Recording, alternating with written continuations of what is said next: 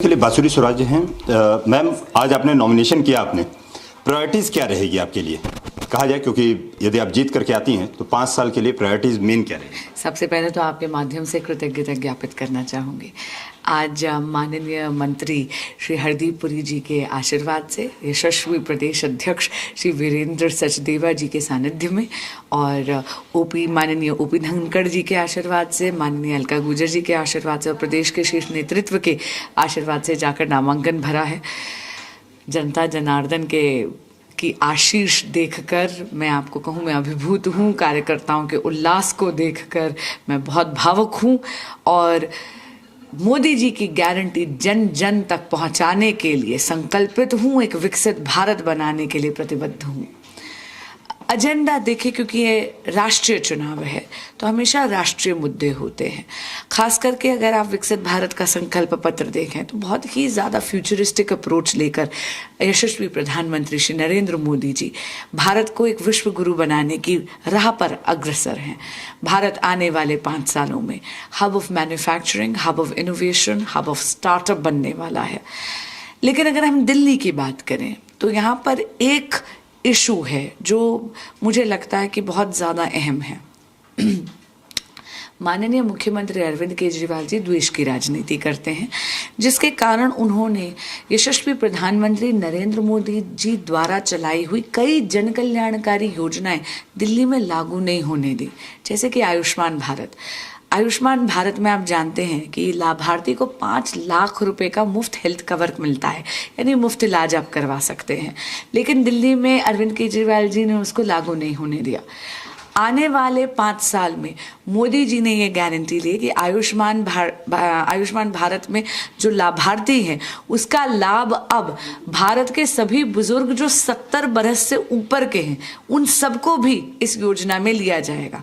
सबसे पहला मुद्दा, यदि जनता जनार्दन सेवा का मौका देती है तो फिर मैं ये मुहिम करूँगी कि यशस्वी प्रधानमंत्री नरेंद्र मोदी जी की ऐसी जन कल्याणकारी योजनाएं माननीय मुख्यमंत्री अरविंद केजरीवाल जी की स्वार्थ की राजनीति का शिकार ना बने और दिल्ली की जनता वंचित ना रहे। एक और चीज़ है कि फाइट बड़ी दिलचस्प होगी, क्योंकि ये फाइट मैं इसलिए भी याद कर रहा हूँ कि सुषमा जी की जो फाइट हुई थी तो वकील वर्सेस वकील ही था। कपिल सिब्बल के साथ में फाइट हुई थी, जो पहली फाइट किया था उन्होंने, और यही चीज़ आप भी डिबेट कर रही हैं। और उसमें यहाँ पर देखा जाए तो सोमनाथ भारती भी, दोनों वकील, दोनों आमने सामने वकील, दो तो कौन भारी? परिणाम वही होगा, माँ भी जीती थी, मैं भी जीतूंगी। देखिए, ऐसा बाबा सोमनाथ का आशीर्वाद नरेंद्र मोदी जी के सिर पर है। सामने कोई भी सोमनाथ खड़े हो जाए, फर्क नहीं पड़ता।